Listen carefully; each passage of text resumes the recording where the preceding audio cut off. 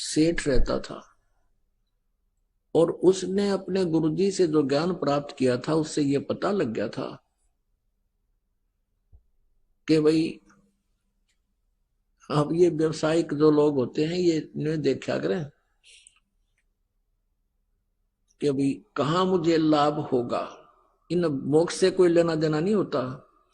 तो उसने ये पता पूछ लिया अपने गुरुजी से जब सत्संग कर रहे थे, फिर बाद में पूछा कि गुरुजी यूं कहते हैं कि जैसे इस जन्म में किसी ने किसी से पैसा ले लिया और वो नहीं दे सका तो अगले जन्म में वो 1000 गुना करके वापस देना पड़ेगा। कहा बेटा ऐसा ही होता है। तो उस लाला जी ने क्या कराया, अपना बोर्ड लगा दिया दुकान के आगे कि अभी कर्ज ले जाओ, जिसने कर्जा चाहिए, किसी ने लोन चाहिए ले सकता है, लेकिन अगले जन्म में लूंगा, इस जन्म में लूं कोई ना। अब ये जो पैसे के पुजारी होते हैं ये इसे इतनी गिरजैन की वृत्ति बताते हैं। एक लाला जी मर गया, यम के दूत पकड़ के ले गए, तो उससे पूछने लगे भाई तेरे को पहले स्वर्ग में भेजा या नरक में, क्योंकि तेरे इतने पुण्य इतने पाप। नो बोला दोनों के बीच में बिठा दे, नो उनके भी आओगे गा कर, नरक वाले भी आओगे, दोनों के बीच में बिठा दो उन्हें।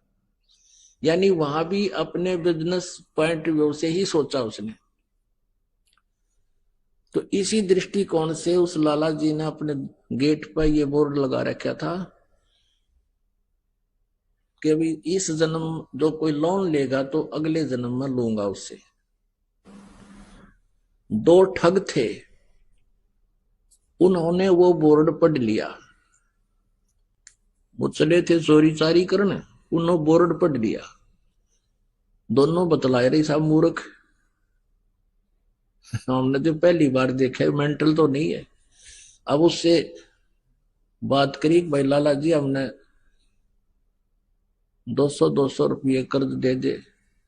बोला ले ले भाई। वो पक्का करे थे, वो कहने लगे भाई देखा हम तो जल्दी देवांगे, व्यवहार के पक्के आदमी है।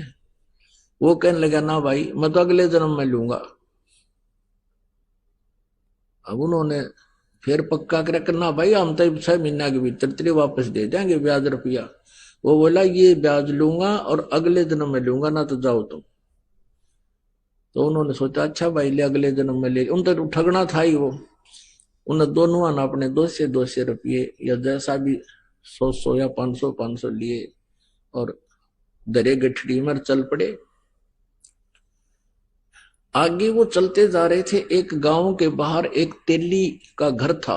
पहले तेली होते थे, कोल्लू चला करते थे बैल से, और उसमें सरसों पीड़ा करते थे और तेल बनाते थे। उस तेली के आंगन में कोल्लू लग रहा था, एक बैल तो चल रहा था, कोल्लू चला रहा था, एक वहां खड़ा था पेड़ से बांध रखा था। तेली किसी कामवश गांव में गया हुआ था, वो दोनों वहां रुक गए, जलपान कर ले, पानी पी लेते हैं। उन्होंने पानी पिया तो दोनों बैल बतलावे थे, आपस में बातें कर रहे थे। अब जो बैल चल रहा था उसमें कोल्लू में उसने पूछा जो बैल खड़ा था कि भी तेरा कितना लेन देन इस तेली के साथ बचा है। अब वो खड़ा बैल कह रहा है कि अभी कल जो है ना एक व्यक्ति आएगा और मुझे इससे मोल ले जाएगा 200 या 400 रुपए में। वो उस तेली का वो इतने पैसे मांगता है, और वो जो मुझे लेने आएगा वो मेरे 1200 रुपए मांगता है। उसके सारा हिसाब किताब लागकर 1200 रुपए ब्याज ब्यूज के हो रहे हैं। और वो फिर क्या होगा, मुझे यहां से ले जाएगा, आगे एक राजा ने हाथियों का युद्ध करवा रखा होगा आपस में भिड़ंत, और उसमें इनाम रखा होगा 12 रुपए का रखा हुआ है। मुझे वो ले जाएंगे, उनका वो तमाशा देखने लग जाएंगे हाथियों के झगड़े लड़ाई को, और मैं उस हाथी को हरा दूंगा जिसने सबको पराजित कर दिया होगा और फिर मुझे 1200 रुपये का इनाम मिलेगा मेरे उस मालिक को जो यहां से ले जाएगा। मेरी मृत्यु हो जाएगी, मेरा और उसका हिसाब बराबर हो जाएगा। भाई मैंने पिछले जन्म में उसने जो ना 20 रुपये लिए थे, आज वो 1200 हो गए।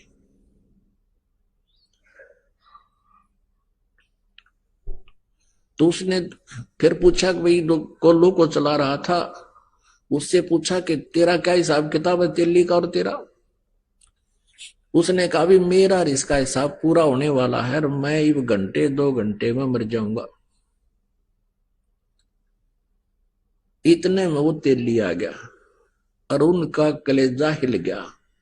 अकड़े तेरा गजब हो गया, बैल बोल रहे और बैल बोल रहे हैं तो बस साची ये पाओगी, ये तो अनहोनी है, भगवान ने बुला रहा है इन्हें। तो उनने सोचा भी आज रुकना पड़ेगा यहाँ और कल देखेंगे यू मरेगा किस टाइम यू बैल और वो किस टाइम ग्राहक आएगा। तेली आ गया, उनसे पूछा भाई कौन हो, कहां से आई हो। उन्होंने बता दिया ऐसे हम जा रहे थे रास्ते में पानी पीने लग गए। और वो तेली बोला भी कोई बात ना, अब देर हो गई है, शाम रुक जाओ, सुबह जाइयो का। अच्छा भाई, वो तो रुकना ही चाह थे। 2 घंटे के बाद वो बैल जो चल रहा था उसकी मृत्यु होगी, जो कोल्लू चला रहा था। अब उन दोनों का दिल धड़क धड़क करने लगा रहे, या तो सच्ची हुई भाई। उधर से अगले दिन सुबह एक व्यक्ति आया और उस तेली से कहने लगा भाई कोई बैल बता मुझे, या तेरे पास होता है बैल दे। अब तेली का ये डर हो गया कि भाई चलता चलता बैल मर गया, कोई बीमारी आ गई पशुओं में और इसने बेच दे जल्दी तो दूसरे को भी और लाऊंगा कोई। उसने उसके 500 400 100 200 जिसे रुपये मांगे और उसने दे दिए। वो दोनों जने अपनी पोटली कड़क के बांध गए, उस बैल लेकर गया था उसके साथ साथ चल पड़े। ये और देखेंगे वहां पर ये बताए थे इन्होंने कि बैल हाथी को हराएगा। वहां क्या हुआ कि वो जाके खड़े हो गए, दंगल लगा हुआ था, हाथी आपस में कुश्ती कर रहे थे। एक हाथी सबको पराजित करता हुआ चल रहा था और लास्ट में वो अकेला खड़ा हो गया कि और लाओ वे जिसका कोई हाथी हो, गुड़ाओ इसके साथ, ये केसरी हो गया। वो जाकर खड़े होकर तमाशा देखने लग गया। बैल पकड़ रखा था रस्सा हाथ में, वो बैल हाथ से रस्सा छुटा कर हाथी की तरफ भाग लिया। लंबे लंबे सींग थे पहने पहने। हाथी ने उसका सूंड मारा, वो सूंड लग गया, सींग फंस गया सूंड में और हाथी मारा किल की चिंगाड़ बाज गया। हाथी का सूंड में दर्द बहुत होया कर, हाथी किलकी मारे रोवर लीद कर, उसने सोची मेरा ने किया गया सिंगाड़ा, हाथी भाग गया। तो वो विजयी हो गया बैल। 1200 रुपये राजा ने इनाम दे दिया। वो 1200 रुपये उनके पास आए, उस बैल वाले के पास, उसी समय बैल की मृत्यु हो गई। अब वो दोनों जने उनके पैरों तले की जमीन खिसकन लगी, क्या तो बूंदी बनेगी, बैल बनना पड़ेगा इस लाला जी का जिसके पैसे ले आए हम। वो दोनों वापस आ गए। अगले दिन 9 के 9 दोनों ने पैसे रख दिए। सेठ जी अपने पैसे पकड़े, ये मारा पनी उठा ही पे। लाला जी ने ठाकर बाहर गली में फेंक दिए, हकमार मेरे लेखे कितने ले जाओ, हम ना, मैं ना लू, अगले जन्म में लूंगा। और वो ठाठा उल्टे धरे उसके हाथ जोड़े, लाला जी माफ कर दे, अगले जा, मैं ना लू कती भी। वो बाहर फेंक गए। उन्हें सोची बड़ा साका होया भाई।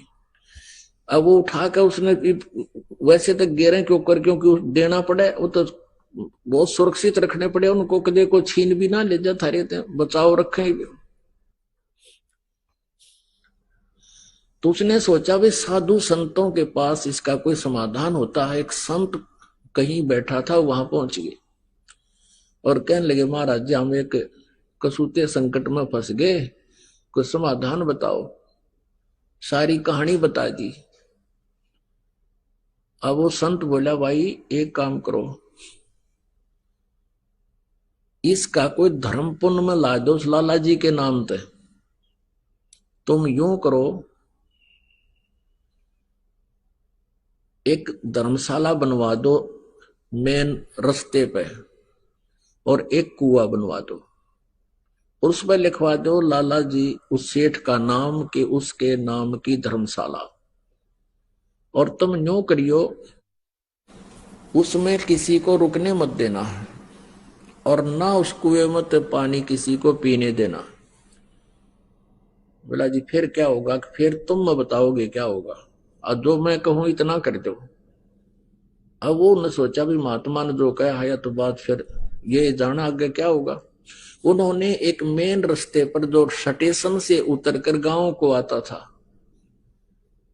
स्टेशन से उतर करके जो यात्री आते थे उस नगर के स्टेशन 2-3 किलोमीटर की दूरी पर था नगर से, उसके बीच में बनवा दिया। उसके मतलब 2-2.5 किलोमीटर था तो 1.25 किलोमीटर दूरी पर बना दिया,